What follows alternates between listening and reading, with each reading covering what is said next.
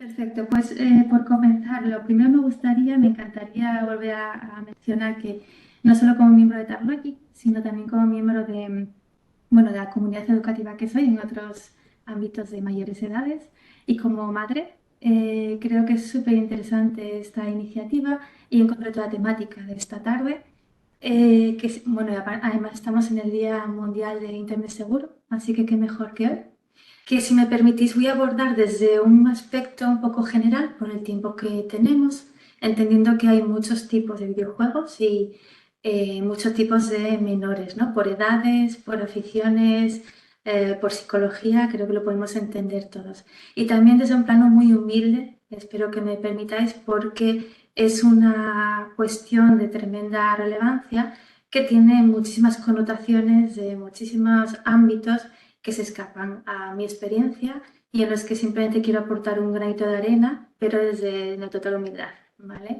Así que, bueno, espero que sea de interés y que, por favor, como han comentado, cualquier duda, interrupción, etcétera, se agradece. Aquí me ayudarán los compañeros para hacérmela llegar porque estaré hablando, pero de verdad que se agradece. Em, en esta sesión, un poquito para darle forma, bueno, os presentaré algún dato para que vayamos entendiendo este fenómeno, ¿no? De por qué debemos de tener conciencia sobre el uso de videojuegos en menores de edad, lo que supone la relevancia de eh, de no tener un consumo de videojuegos supervisado y pondré mucha relevancia en esa palabra. Al final creemos que es el mejor camino, ¿no? No es cuestión de prohibir o de no poner reglas, sino de tener una supervisión que obviamente se acorde a cada una de las edades y madurez mental de los niños, ¿no? Con los que tenemos en casa o en los centros escolares. ¿Qué podemos hacer para tratar de que sea más útil la sesión para prevenir estos riesgos? También los beneficios que nos aportan los juegos. Yo soy una fiel defensora en particular de que los juegos nos enseñan incluso a los adultos y en entornos profesionales a tener unas habilidades mucho más depuradas y mejores. Y bueno, como educadora que soy también, siempre me gusta dejar referencias de interés con links, etcétera, todo actualizado para quien quiera utilizar los materiales que menciono, que los tenga al alcance. ¿Vale? Me gustaría empezar con una reflexión con vosotros, que va a ser un poco monólogo, porque como no podéis hablar, lo siento mucho, y que es hablar de qué es un videojuego. Creo que si todos nos hiciéramos la pregunta internamente de qué es un videojuego y la describiéramos en un plano informal, nos podría llegar a dar a entender personalmente o profesionalmente si necesitamos tener más concienciación sobre lo que es un videojuego, ¿no? Si realmente esa definición es acorde a lo que es un videojuego. Hoy en día, como decía antes, salvando la distancia de que hay muchos tipos de videojuegos, ¿vale? ¿Alguna respuesta que es un videojuego a día de hoy? Un videojuego es un entorno en el que se realizan transacciones económicas, cada vez más, de muchísimos tipos, bien sea por evitar publicidad, por comprar accesorios, ¿no? Unos cuernos de unicornio, un escudo mejor, por tener una extensión de un juego. Por muchas cuestiones se realizan pagos, muchas veces micropagos pequeñitos y otras no tan pequeños. De hecho, puede haber pagos de mayor cuantía que el propio juego en sí, ¿vale? Esto sucede tanto con juegos de dispositivos móviles como con juegos de dispositivos más profesionales de jugar, como pueden ser PlayStation, etcétera, ¿vale? Un videojuego es una red social, es un entorno en el que se generan muchísimas conversaciones y también privadas. Entonces es absolutamente relevante tenerlo en cuenta. Casi cualquier videojuego, incluso los más rudimentarios y, si me permitís la expresión, cutres que podemos encontrar a nivel de dispositivos móviles, de teléfonos, que luego comentaremos esta cuestión, también tienen entornos de chat.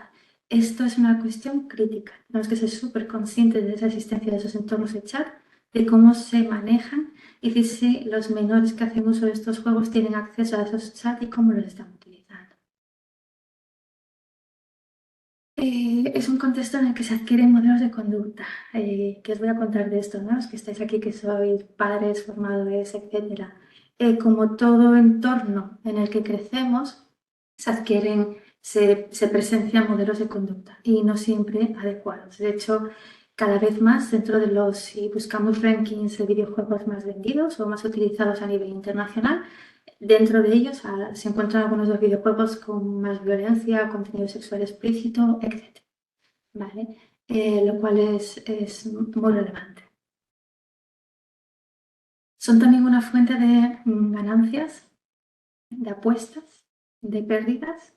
De hecho, bueno, este último pantallazo que acaba de salir de Unicron es una grandísima empresa internacional que, bueno, ahora mismo todavía está intentando entrar en el mercado estadounidense, tiene ciertas limitaciones por lo que conlleva. Al final es más una casa de apuestas que un videojuego, pero como lleva su uso, está aparejado está dentro del funcionamiento de muchos juegos, ¿vale? Por ejemplo, en Europa se utiliza, ¿vale? ¿Qué quiere decir esto? Que en muchos juegos, no solo los eSports, como se suele llamar, pues juegos de fútbol, etcétera, o de Fórmula 1, etcétera, sino en casi cualquier tipo de juego hoy en día es muy factible encontrar versiones en las que también puedes en directo estar apostando, etcétera, ¿vale? Lo cual supone una conducta de máximo riesgo en según qué edades cuando no hay supervisión. Y un videojuego también es un trabajo, ¿eh? Desde la parte más profesional hasta la menos, entendamos, ¿vale? Al final tenemos que entender que puede generar una ganancia económica que puede pasar por debajo del radar a los padres o al entorno del menor. Bien porque suba vídeos a YouTube de cómo juega, cada vez es algo más habitual, bien porque esos juegos en streaming, ¿no? En directo se publiciten en canales tipo Twitch, etcétera, por muchas funcionalidades hoy en día añadidas a este ecosistema, bueno, puede ser parte de un entorno que permita tener unas ganancias, ¿vale? Lo cual en ciertas edades y madurez es algo que hay que saber gestionar. Como veis, es algo muy resumido y creo que os puede servir de referencia para ver la complejidad de lo que es un videojuego más allá de lo que entendemos, ¿no? Que es un entorno lúdico de entretenimiento. También me gustaría dejar exponer el hecho de que como padres, como formadores, parece que a veces restamos importancia a los videojuegos en tanto que no son reales, ¿no? Son entornos ficticios, son entornos lúdicos. Es cierto, pero deberíamos de ponerlo muy entre paréntesis. Los videojuegos son absolutamente reales en tanto emociones. Los menores que los utilizan, teniendo en cuenta que hoy en día los videojuegos son esto, son comunidades sociales, se generan identidades propias, hacen que muchos menores incluso, bueno, sea su vía de escape, su vía, cuando incluso hay alguna problemática previa, bueno, se escudan en los juegos, etcétera, son su vida real. Para nosotros podemos quitarle importancia pensando que es un juego más, pero para muchos menores es su realidad. Y no conocer, no entender su realidad implica distanciarnos con peligro de ellos. Algunos datos, ¿vale? Obviamente, por el propio contenido de la presentación, que es hablar de una ciberseguridad en los riesgos asociados a un juego no supervisado, eh, voy a exponer riesgos, pero no quiero resultar pesimista por ello. Creo que como persona que ha trabajado toda su vida en seguridad, lo mejor siempre es estar concienciados y saber qué riesgos hay es la mejor forma para prevenir, ¿vale? Sobre todo cuando tenemos la gran labor de tutelar una evolución favorable de un menor. Algunos datos que se van a salir en pantallas pertenecen a distintos estudios a nivel nacional e internacional. Hay muchos otros datos, pero bueno, es para generar una foto que nos dé pie a entender esta problemática. El 71% de los niños de 2 a 17 años juegan con videojuegos, ¿vale? No es negativo, pero es un porcentaje amplio. Dentro de los juegos masivos en línea, ¿vale? El 50% de los jugadores experimentan interacciones tóxicas, insultos, agresiones, ahora comentaremos un poquito, ¿vale? Un 50%. Son una modalidad de los juegos más utilizados a nivel internacional. El 37% de los jóvenes que sufren ciberacoso lo sufren al menos también en los videojuegos. No quiere decir que solo, pero también a través de los videojuegos, ¿vale? Un 37%. La adicción al juego ya afecta a un 10% de los jugadores.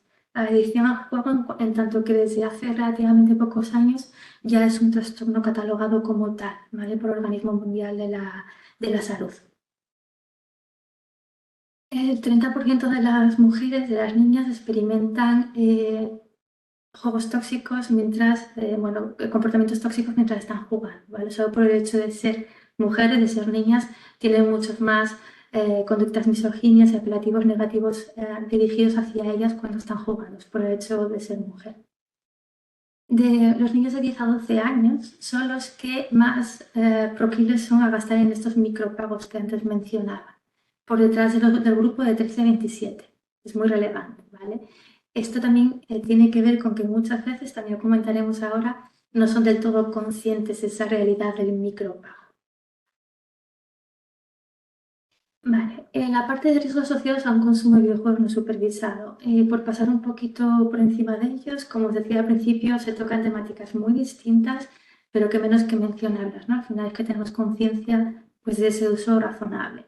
Está la parte de acceso a contenido inapropiado, como comentamos al principio, son entornos en los que se expone todo tipo de material. ¿Vale? Esto puede ser muy perjudicial para la salud emocional de nuestros menores.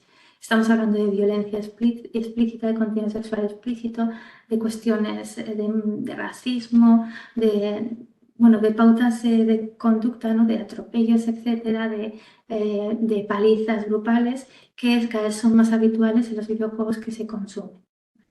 ¿Esto qué pasa? Bueno, a priori es un videojuego. Si tuviéramos una madurez suficiente como para entender que queda dentro de esa realidad paralela, como decíamos antes, fenomenal. Pero como estamos comentando, es su realidad, ¿no? Y precisamente los que estamos en esta tarde, creo que somos todos conscientes que al final un niño, sobre todo cuando tiene esa inmadurez cognitiva, todo contexto en el que participa se nutre de él, porque precisamente se está formando, ¿no? Entonces, al final es una forma de adquirir estereotipos nada realistas, ¿no? Que poco tienen que ver con esta realidad que tenemos fuera de las pantallas. Esto además puede generar muchas otras problemáticas, adicciones, por ejemplo, a cuestiones de pornografía, de cosificación de mujeres o de personas o de tipos de etnias, ¿vale? Aquí en pantalla veis distintos recursos que os traigo a lo largo de la conversación. Un ranking que hay del Pan European Growth Information que sirve para, si ponéis el tipo de juego que el menor va a consumir, es una guía inicial para orientar a padres y educadores sobre la violencia que hay o contenido explícito, sexual, si son con pago, etcétera. Bueno, al final son herramientas que está bien conocer porque no tenemos por qué saber de todo, de hecho es muy abrumador, ¿no? Conocerlo y nos permite ir viendo, cuestión que es nuestra responsabilidad, qué tipo de juegos tienen los menores entre manos y a qué contenido van a estar expuestos. A nivel de ciberacoso, aquí el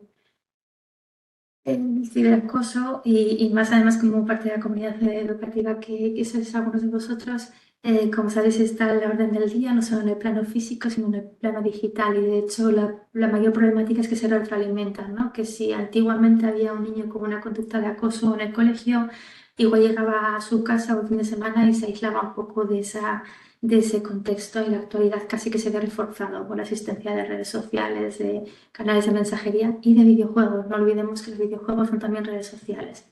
De hecho, cada vez más videojuegos también tienen integradas redes sociales ya conocidas dentro de sus funcionalidades, ¿vale? Entonces, hay distintos grados de ciberacoso al final. De hecho, algunos incluso que podrían traerse desde el mundo de los deportes físicos, ¿no? A los videojuegos. Hay mucha generación de insultos, de amenazas, de comportamientos abusivos, por ejemplo, en entornos de juegos masivos, pues para que un jugador pues se vaya mermando, se vaya poniendo triste y vaya decayendo en su posición de juego y otros la ganen. Bueno, esto parece un absurdo, pero bueno, toda la vida hemos visto en partidos de fútbol o de baloncesto como unos insultaban a otros para tratar de mermarles, ¿no? Pues se trata de esto, pero de forma mucho más masiva, de forma más controlada, porque al final están bajo un anonimato que hace que se crezca en estos insultos.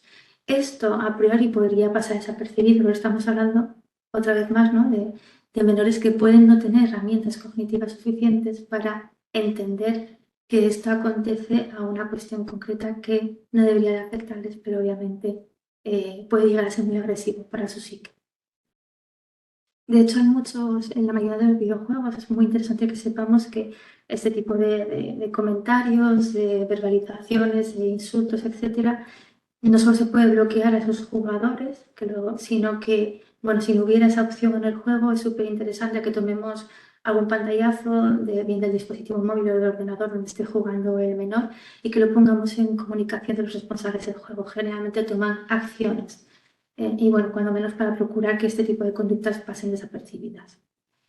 Luego, hay que mencionarlo, por desgracia, toda parte de depredadores sexuales, ¿no? Al final, este anonimato, esto que le permite a los menores, pues, decir que son un gatito o un mayor de edad o que son un Ferrari en un juego, pues también a cualquier adulto que tenga ese tipo de intenciones le permite pasar desapercibido frente a un grupo de menores tratando de ver qué perfil es el que más le conviene acercarse, ¿vale? A estos perfiles.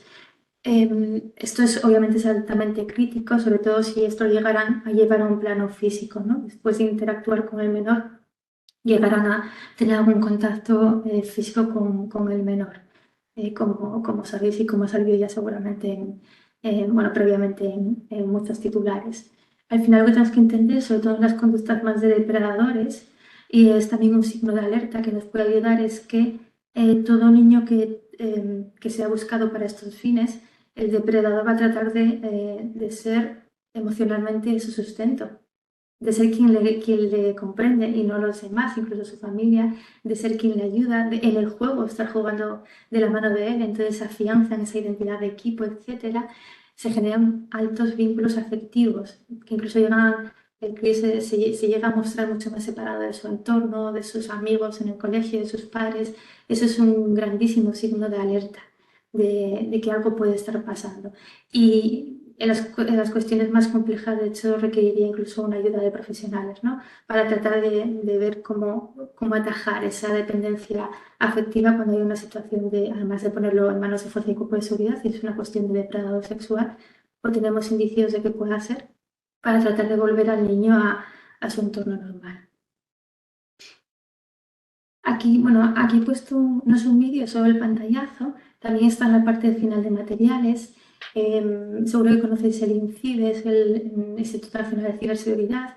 Es una plataforma súper interesante a todos los niveles, pues como adultos, profesionales, padres, etcétera, y tiene una sección solo para cuestiones de menores, ya sea para padres, profesores, para los propios niños, de concienciación súper interactiva, muy bonita visualmente también para distintos tipos de edad, incluso juegos online para concienciarles de una forma muy sencilla.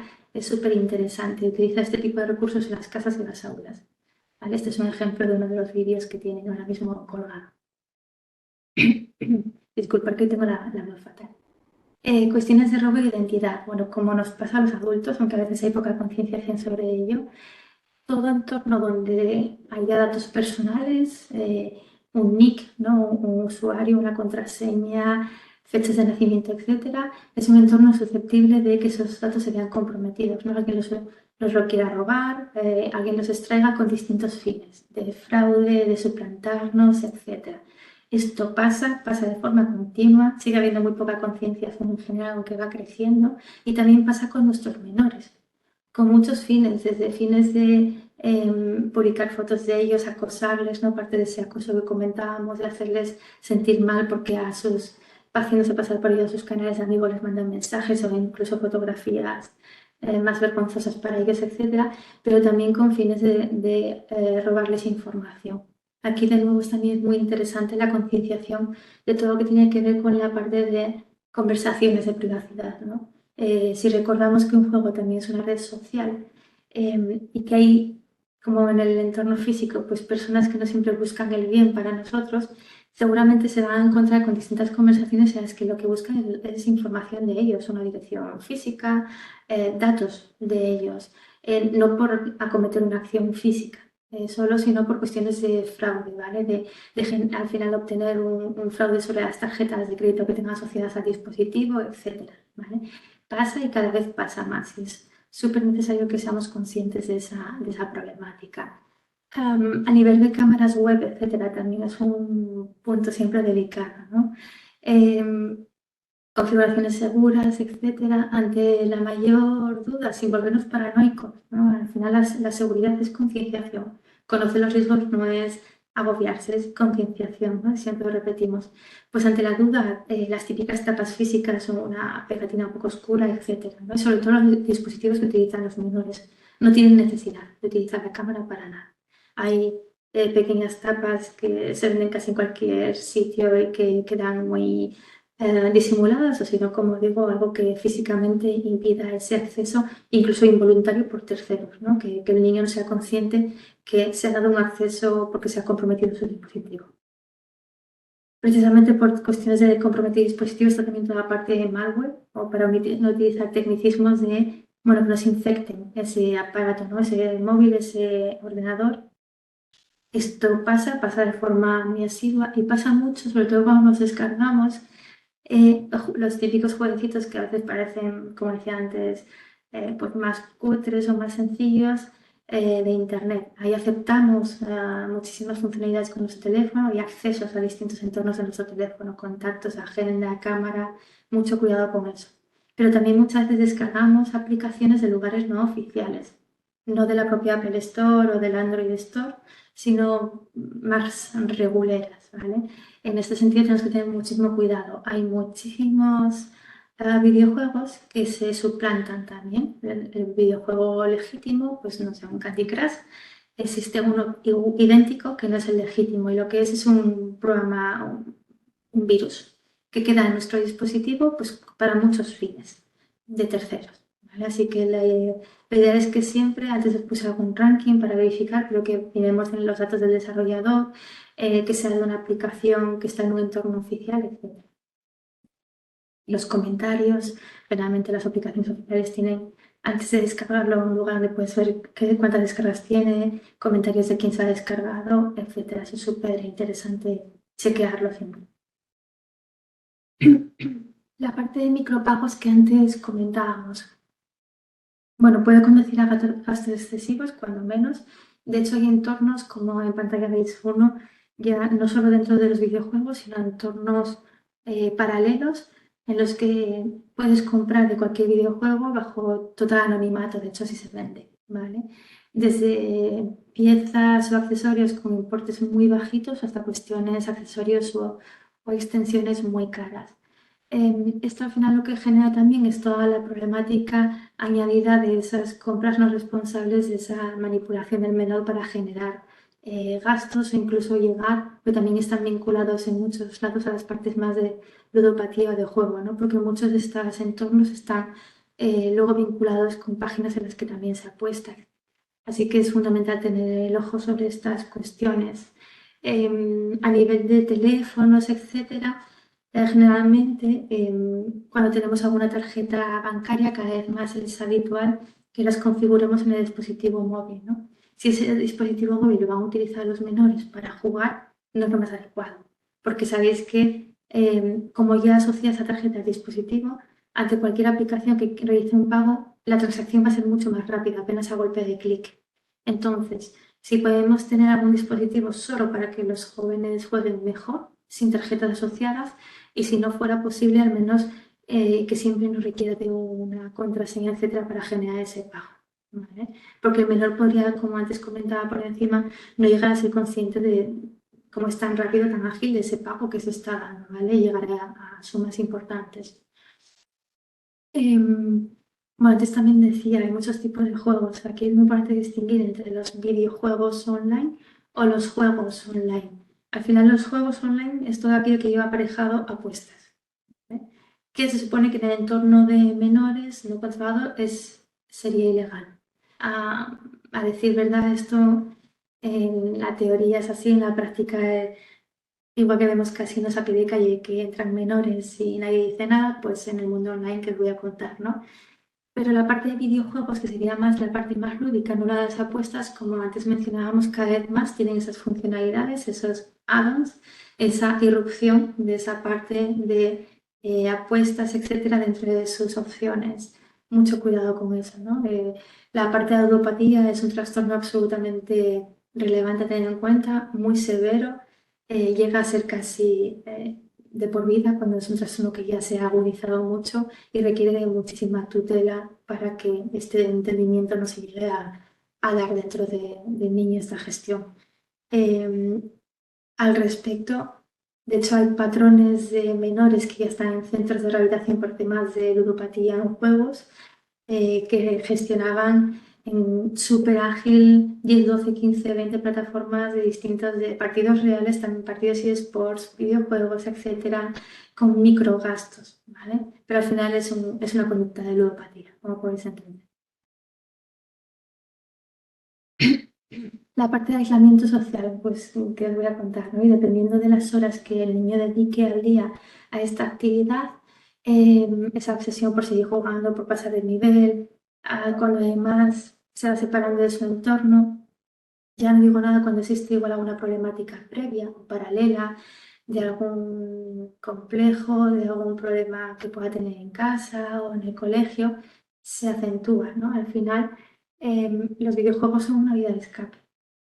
Y como vía de escape, que también la parte más lúdica a los adultos nos puede pasar, ¿no?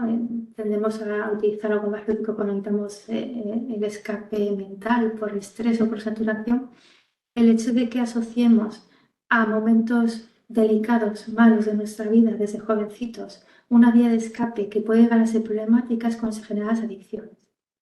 Y esto lo explica mucho mejor los psicólogos y de hecho hay que ir a profesionales como se está un aislamiento social puede tender a una adicción, pero al final lo que se hace es que se retrotrae, ¿no? El tiempo dedicado al juego cobra máxima relevancia y se retrotrae de la normalidad de su vida diaria y sus relaciones sociales. Se dan esos cambios de comportamiento y al final también una de las preguntas, ¿no? Más típica, pero ¿cuánto tiempo se dedica al juego? Bueno, depende del niño, no hay un libro, como comprenderéis, una respuesta clara. Hay distintas indicaciones por distintos organismos internacionales y europeos, dependiendo de la edad, de un máximo de tiempo permitido, no solo al día, sino a la semana. Al final lo que sí tiene que haber es una supervisión de ese juego, unas reglas y un cumplimiento estricto de esas reglas, y que haya unos límites de usos semanales y diarios. Si no se consume, por ejemplo, es una forma de verlo, ¿no? Los límites diarios que no puedan agruparlo y luego pasarse y enterrarse el fin de semana jugando. No, tiene que haber unos límites coherentes a lo largo de la vida del uso de ese videojuego, ¿no? O por parte de ese niño de los juegos. Cuando la problemática es más aguda a nivel de aislamiento social es cuando entramos en cuestiones de adicción, ¿no? La adicción, como cualquier otra adicción, y de hecho esta ya está catalogada, como os decía al principio, ha sido recientemente, pero ya está catalogada dentro de por la OMS dentro de adicciones, de hecho está junto al alcohol, las drogas y las cuestiones de juegos de azar. En la parte de los videojuegos, toda adicción al final se entiende que existe una adicción cuando pues, jugar a los videojuegos hace que no tenga una vida normal, ¿no? Que su dimensión social, escolar, afectiva, su relación con su entorno esté totalmente patas arriba. Ahí es cuando hay una adicción. Y esto se da durante un periodo de tiempo un poco estable. Generalmente la OMS habla de adicciones cuando ya han pasado unos 12 meses. Bueno, pues por la propia problemática de la infancia, porque para ellos el tiempo es más largo, ¿no? Más intenso, la idea es que identifiquemos estos síntomas lo antes posible para poder intervenir. Si es prevenirlo, mucho mejor, si no, poder acudir a profesionales. También se dan síntomas de abstinencia, como en el juego, ¿no? Esa irritabilidad cuando no pueden jugar, etcétera, es súper necesario tenerlo en cuenta. No son pataletas de turno, no siempre. No siempre es la típica, bueno, pataleta, berrinche de un niño. Tienes que tener en cuenta que como adicción al final genera dopamina en el cerebro. Y todos los niveles de dopamina al final, cuando los recibimos con cierta asiduidad, su ausencia nos genera un desequilibrio químico. En el caso de los videojuegos es menor que el que se genera con temas de adicción a drogas, etcétera, pero se genera un desequilibrio químico y hace que esa persona, ese menor, ese adolescente, tenga al menos temporalmente, un problema de conducta. Es fundamental identificarlo y que no le restemos importancia pensando que es algo, como no le dejé la PlayStation, está dando patadas a la puerta. Hay que, sin volvernos locos, que le pongamos esa relevancia. Y de nuevo, por lo mismo, al final, cuando esto utilizan a modo de escape, de vida de escape, cobra relevancia en sus vidas. Si cada vez que se sienten mal, que tienen una problemática, acuden a los videojuegos están reforzando esa parte de los videojuegos que no tiene por qué ser negativa, pero cuando es negativa, pues adquieren también esa problemática, ese riesgo. A nivel de salud mental, derivado de todo lo anterior, ¿no? Sin entrar ya mucho más detalle, pues al final son etapas muy influenciables, más inmaduras a nivel de corteza, cognitiva, eh, mm, tienen menos herramientas en cómo evitar según qué situaciones, incluso aunque ellos mismos se vean que no es normal el cómo se están distanciando de su entorno, etcétera, no tienen esa capacidad de identificar que están bueno, perdiendo un poco el norte con lo que están haciendo o que no están llevando a cabo un comportamiento normal. Precisamente por la edad que tienen ahí es mucho más crítico que intervengamos. Por eso siempre hablamos de un juego supervisado para evitar ese tipo de riesgos que, como veis, muchos tienen que ver con la propia ciberseguridad porque son videojuegos, son juegos digitales, pero son muy propios de cualquier problemática que afecta a nuestros menores. La salud física, por lo que se menciona por no restarle importancia y creo que cada vez más al final, siempre se ha dicho, ¿no? Cuerpo y mente, pero tiene que haber un equilibrio.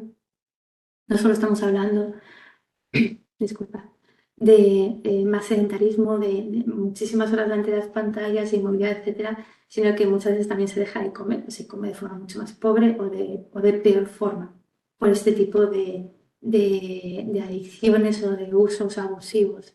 Al final tenemos que focalizarnos en que tengan, hay muchos juegos que son activos, que son para moverse, para saltar, para cantar. Trata de que también hagan juegos en familia, otro tipo de juegos más grupales. Eh, Jugar con ellos lo máximo también a nivel de juegos activos o clásicos de los de toda la vida para que no dejen de perder, que siempre tienen otro tipo de ocios para combinar con ese, que per se no es negativo, pero que no se limiten a ese tipo de juegos. Además, también por la edad en la que están, pues trastornos más de tipo de obesidad, etcétera, son más factibles que se den. Y de sueño.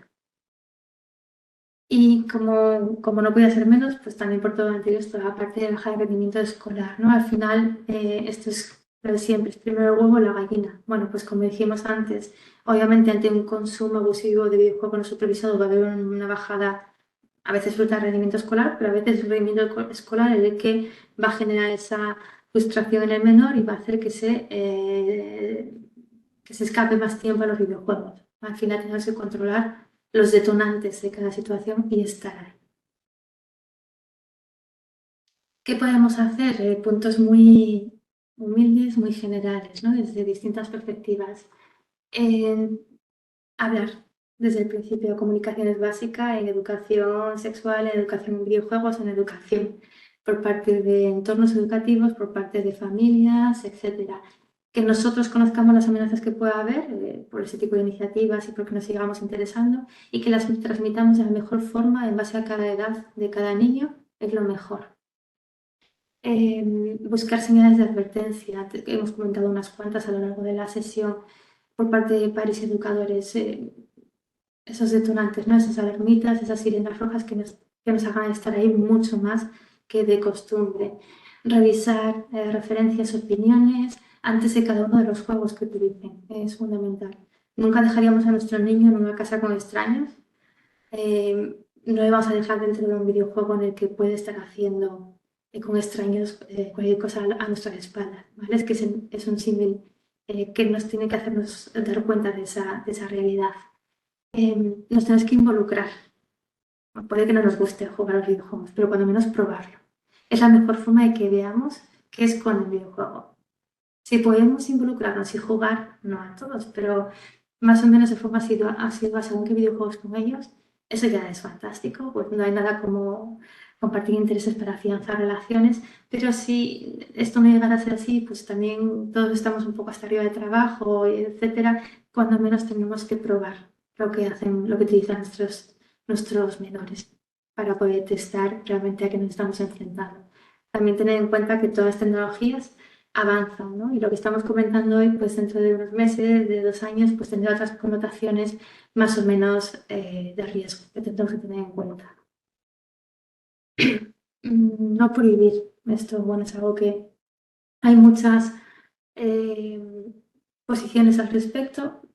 Es de la que soy partidaria, pero al final los accesos al entorno digital se van a mover en entornos profesionales del futuro en ello y lo van a tener en casi cualquier momento. Si no pueden en casa, con los amigos, etcétera, ¿no? Como cualquier otra formación en, pues como hablábamos, ¿no? En cuestiones de sexualidad, etcétera.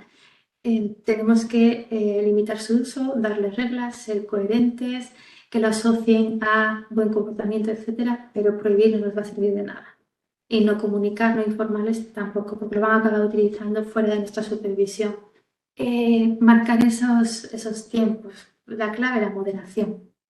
Conocemos a nuestros niños, conocemos su madurez psíquica y podemos testear a qué están jugando. Marquemos los tiempos que son realmente necesarios o que pueden estar jugando diariamente en el verano, en el invierno, tienen que cambiar en base a la realidad del menor. Establecer zonas, momentos sin pantallas, fundamental, en todas las casas, ¿no? En el baño, la hora de comer, al final tienen que pautas, ¿no? Limitaciones que sean más o menos estrictas. Si las cambiamos cada día va a ser incluso más problemático para los menores. Facilitar que jueguen en espacios compartidos de la casa. Si para jugar el niño, porque nos molesta por los ruidos, etcétera, se va a su habitación, ahí empiezan los riesgos también, ¿vale? Es mucho más factible que salgan riesgos. Puede ser más molesto, más incómodo, hay casas más pequeñitas, más grandes, pero estamos haciendo lo que hablábamos antes, ¿no? No dejar al niño en una habitación con extraños, sobre todo a ciertas edades. Bueno, tener en cuenta ese nivel de madurez que estamos diciendo continuamente. Fomentar el juego. El juego es fantástico, es súper positivo. Fomentar el juego en familia, fuera de las aulas, fuera de las pantallas, dentro de las aulas, a distintos niveles para que vean que no es la única modalidad de ocio a la que tienen acceso. Obviamente, temas de control parental. Casi todos los dispositivos y si no hay aplicaciones para ello. Las guías que antes os comentaba en CIDE también muestran muchísima información de cómo hacerlo y es muy sencillo para poner, sobre todo en según qué edades, controles parentales. Factores de doble autentificación. Esto, pues, lo típico de que además de pedirnos una contraseña nos llega un mensaje al móvil. Otras que poner la huella, etcétera, para según qué accesos o a qué horas o para según qué transacciones. Si tenemos la opción, pongámoslo siempre. ¿Vale? Es un control más. Tenéis que asegurarnos de que sepan cómo actuar. Esto va vinculado con la parte inicial de hablar con ellos. Si un extraño les insulta, si se sienten acosados, ¿qué tienen que hacer? Apagar el equipo de golpe, tomar ese pantallazo, cómo comunicarle a sus padres, no sentirse mal. Eso es fundamental. Si no saben cómo hacerlo, igual en el primer momento se muestran en estado de shock, pero por vergüenza siguen ahí y la otra parte les sigue insistiendo y al final se acerca un poco a ellos, ¿vale? O consigue hacerle más daño. Tienen que saber a quién acudir y qué hacer cuando algo ha salido mal y no pasa nada. Y supervisación continua. Ya para ir cerrando, que creo que voy de tiempos un poco más justa, aunque en esta parte era más concienciación, no he dado foco en la parte positiva, la tiene inmensa. Los juegos son súper positivos cuando son juegos moderados y que tienen un valor educativo, pero sobre todo por destacar los más interesantes. Bueno, algún chascarrillo que os dejo por aquí. Mejora la visualización espacial, ¿vale? Las planificaciones por parte de los niños mejora muchísimo porque se acostumbran, pues eso, a moverse en planos, en casas, etcétera, que en un entorno físico sería mucho más limitado. Potencia la memoria, ¿no? De acciones previas a veces para pasar pantallas o según qué cuestiones tienen que acordarse como hizo la última vez para volver a ese punto. Bueno, pues adquieren esa agilidad mental que siempre es interesante. Mejora la resolución de problemas, y esto es muy interesante. En entornos de profesionales lo utilizamos también mucho, los mayores, tanto la resolución de problemas como la toma de decisiones. Al final, como es un entorno de juego, nos podemos entrenar en según qué acciones con seguridad, ¿no? Sin exponernos a un riesgo, como si fuera un simulacro. Eso es muy interesante porque también fomenta que vayan tomando esas decisiones sin miedo a unos efectos que había en una parte más física. Como no todo esto fortalece la flexibilidad cognitiva, ¿no? Se generan esos patrones, esas asociaciones, hace que sea más moldeable el cerebro. De hecho, hay muchos juegos que lo que hacen es intensificar la conexión entre el cerebro izquierdo y el cerebro derecho y eso es fenomenal. Y como buen escape que hemos comentado hasta ahora en la parte más negativa, cuando son positivos, pues ayuda a esa gestión del estrés, a que haya niños también cuando tengan un consumo estabilizado de juegos de valor educativo, que tengan una menor frustración y mejor capacidad de gestionar su estrés. y eso es fundamental con las nuevas generaciones que presentan más problemáticas en esta área. Y algunas referencias ya para acabar, que antes comentaba, bueno, aparte del Incide, que tiene, he puesto aquí solo un pantallazo, pero tiene muchísimos materiales, póster todos súper chulos para trabajar en las casas, en las aulas con los chavales, la parte de hacerlos, ver el scoring, ver qué tipo de juegos son y qué tipo de contenidos son, un poco como orientación, pero también os animo siempre a que dais comentarios más en Google, etcétera, para ver realmente de qué va y jugar ahí un poco, probarlo. Algún artículo interesante del que me he empapado también para actualizar la presentación. Bueno, esto también más quizá para los coles, es que hay pósters muy chulos que puede haber en las aulas o entornos de bibliotecas, etcétera, dependiendo de los grupos de edad. Bueno, son muy visuales de acciones y recomendaciones que pueden seguir los chavales para conocer estos riesgos y prevenirlos. Y creo que más o menos hasta aquí era toda la presentación que tenía ahí preparada para ajustarme en tiempo. Muchísimas gracias, Jessica. La verdad que muy interesante, yo creo que todos pueden estar de acuerdo con ello. E incluso yo como usuario de videojuegos, la verdad que bastante interesante, porque a veces se nos olvida, ¿no? Que esto forma parte también de una sociedad y que hay un mundo ahí adentro. Vale, si te parece, en estos 10 minutos que nos quedan, un poco responder las preguntas que nos han ido trasladando en el chat. Por supuesto. ¿Vale? Sí, vale. Una pregunta que nos trasladan es que ¿cuál dirías que es el videojuego que está más implantado en menores de aproximadamente 12 años? No sé si tienes más o menos esa idea. Y cuál es el mayor riesgo del uso. Nos dice que tiene una Eh, hija de 12 años y que le preocupa el tiempo que pasa delante de la pantalla. Yo creo que es algo bastante común, yo creo más de lo normal.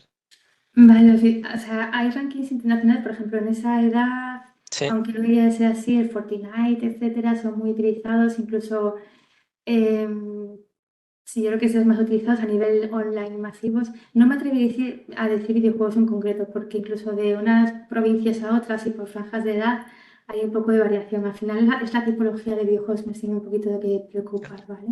Y el tiempo de uso, bueno, cuando digo lo de moderado, lo de la mesura, como he dicho, hay rankings internacionales, la Organización Mundial de Salud, etcétera, no sé si en CIBE, que proponen unas franjas máximas diarias y semanales en base a grupos de edad.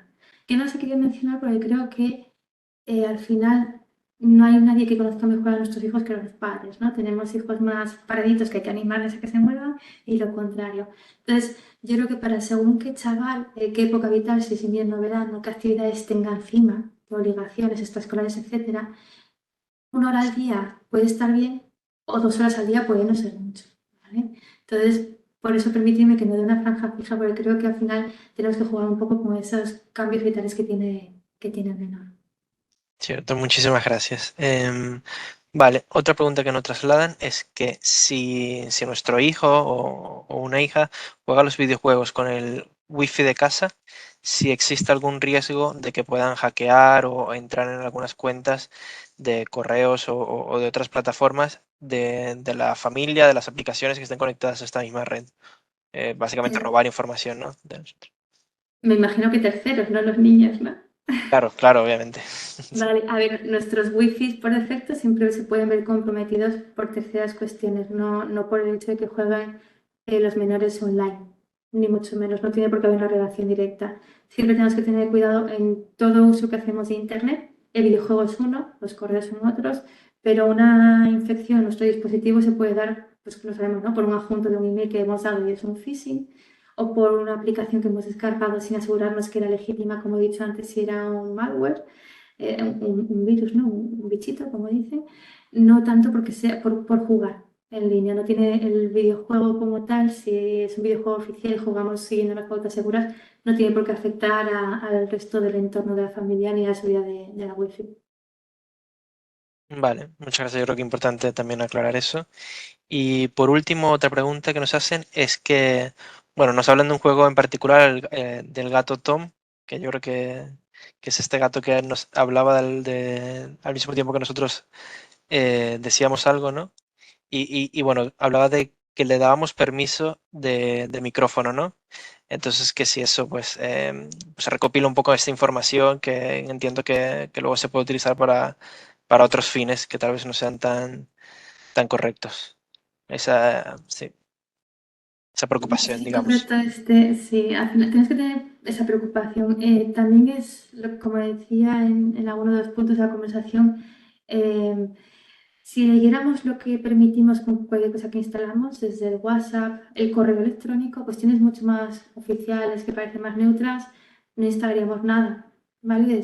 También hay que tener un poco de, entonces, hacer un poco de equilibrio entre qué nos aporta ese juego, le puede aportar al niño y hasta dónde creemos que debería de poder acceder, ¿no? Hay veces que nos pide pues acceso a cámara web cuando es un juego que no es en absoluto para un adolescente ya casi adulto que sea interactivo.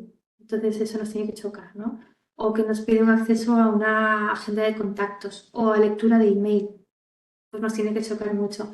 Hay otros que, bueno, no sé si, por ejemplo, puede pedir acceso a voz porque tenga algún comando de voz. Otra cosa es que lo deshabilitemos. Siempre también luego funciones, dependiendo del dispositivo que utilicemos. Por ejemplo, los dispositivos de iPhone, al margen de aceptar esa aplicación y lo que conlleva, después de no leer todo el chorro, que es muy complejo, ¿eh? Debemos aceptar. Luego el propio dispositivo nos dice, oye, esta aplicación se quiere conectar a estas funcionalidades, ¿le das permiso? Bueno, pues que tengamos esa sana costumbre de poner en un equilibrio si es coherente o no esa petición y que no nos dé miedo decir, pues esto lo rechazo y con esto no juega mi hijo. También habrá siempre aplicaciones de juegos que pueden jugar más en online sin necesidad de instalarla en el teléfono. ¿Vale? También es una opción, pero siempre nos tenemos que asegurar. Vale, entendido. Vale, yo creo que podemos finalizar aquí, que justo 55 minutos al final, así que perfecto. Y bueno, aclarar que sí, que la sesión va a estar puesta en la web, en el espacio web del nodo y en el canal de YouTube. Según terminemos la grabación, lo montaremos y os comunicaremos a todos los asistentes el video con la sesión, ¿no? Y muchísimas gracias, Jessica. Nada, Un un placer. placer haber estado con vosotros aquí. Muchas gracias y hasta la próxima.